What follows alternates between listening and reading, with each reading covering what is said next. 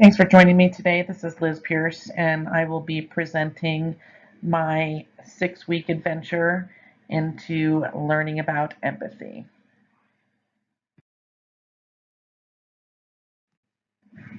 The parables in the New Testament show over and over again that Jesus flocked to those who were less fortunate than others and who were publicly shunned.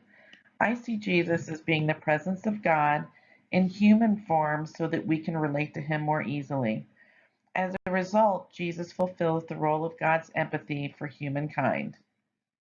In Matthew 5, verse 38, it is said that an eye for an eye and a tooth for a tooth, which suggests giving back to the giver whether he or she will receive equally back from the other. However, these verses go on to only keep things equal. Matthew 5 continues on to suggest going the extra mile without expectation.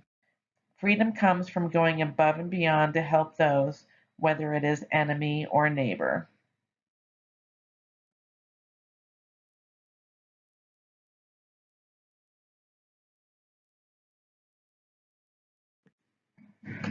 The Bible provides multiple examples of empathy and lack of empathy.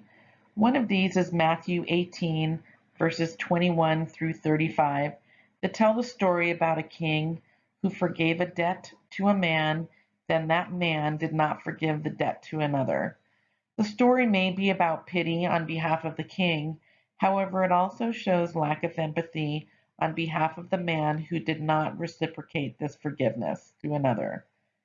Perhaps the king is moved by the man's misfortune and their common humanity, or perhaps he sees the possibility of endless intergenerational misfortune that might affect the slave's children and grandchildren. Perhaps he has empathy for this man and his family. The other example of empathy is when Jesus feeds the 5,000, which is Matthew 14, verses 13 through 21. Jesus was going to a solitary place after hearing about John being beheaded in prison. A crowd started following him, and it was late. Rather than sending them to the villages to eat, Jesus took 5 loaves and 2 fish, gave thanks to the heaven, which then fed 5,000 men, women, and children. While the verse said Jesus had compassion on them, I also believe this was a show of empathy. I think Jesus provided the compassion out of the empathy the Lord had for the crowd. Giving thanks to the heaven, I feel, was asking permission, then receiving empathy.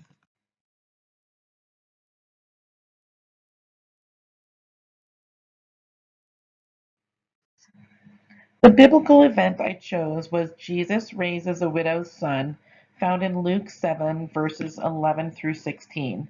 This is the story about a man who had died and was being carried out while being followed by a crowd. This man was the only son of his widowed mother. When the Lord saw her, he had compassion on her and said to her, "Do not weep." Then said, "Young man, I say to you, arise." And the dead man sat up and began to speak, and Jesus gave him back to his mother. One commentary suggested that this woman had no means of economic support, as both her husband and son are now dead. Being a widow in the ancient world was life-threatening. Jesus assisted widows quite often. The lesson on empathy from this story is to look beyond what I see with my own eyes in order to wholly attune with a person.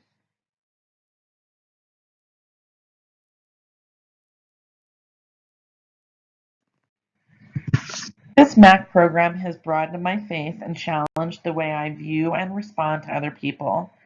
It's also pushed me to dig deeper into my own faith. Rather than having pity, anger, or envy for others, I try to use my understanding of empathy to consider the love Jesus has for all of his people. Doors were opened for me that can only be God directing me down the path he intended for me.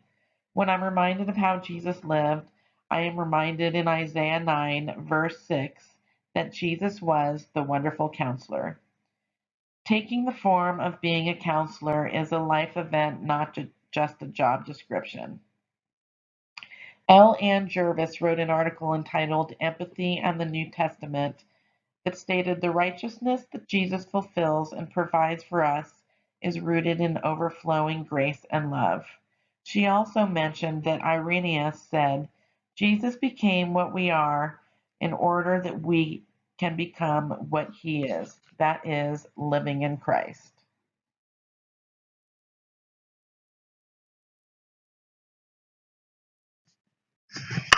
We are all born with the capacity to have empathy.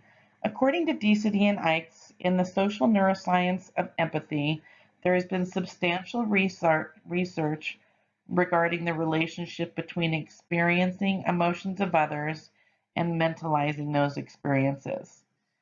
According to Salovitz and Perry in Born for Love, there are specific networks in the brain that are devoted to determining whether an individual is one of us or one of them, which will then determine how we will respond to others. I've always been intrigued to understand how some have empathy and some do not. While we are all generally born with the capacity to have empathy, human interaction or lack thereof will determine how we view the outer world and how we respond to it. It can go two ways, either as a motivational factor to learn from and grow, or as a negative factor to isolate from the world or to fight back with aggressiveness. Research has shown that mirror neurons are distributed throughout our neurological system and are responsible for empathic contagion, which is an automatic mimicry of another person's facial expressions, vocalizations, postures, and other affective states. The development for the social cognition occurs within the first few years after birth between a caregiver and the child. However, from a counseling standpoint, although we may automatically mimic behaviors or gestures that we see in another person, we may interpret these feelings differently. My perception may be different than theirs, which is why I need to further clarify how they are feeling to be able to fully empathize with them. Furthermore, transference can occur when we are being triggered by emotions and behaviors from a client that can provide a response that does not relate to the needs of the client. Being present and aware are important aspects in counseling. The golden rule is that morality depends on empathy and our ability to see the world from other people's points of view.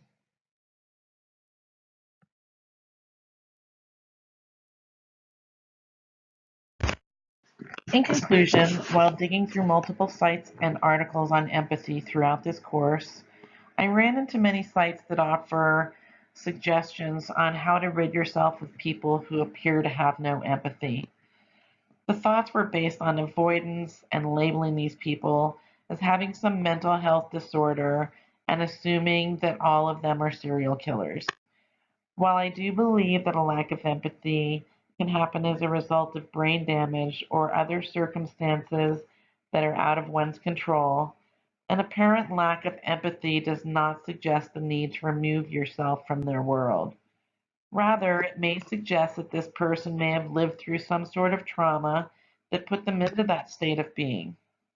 Perhaps that person simply needs to be seen rather than shunned. Also, as a counselor, I have become more aware of the dangers of over empathizing that can be unhealthy to myself and can also create a perception of insincerity toward my clients.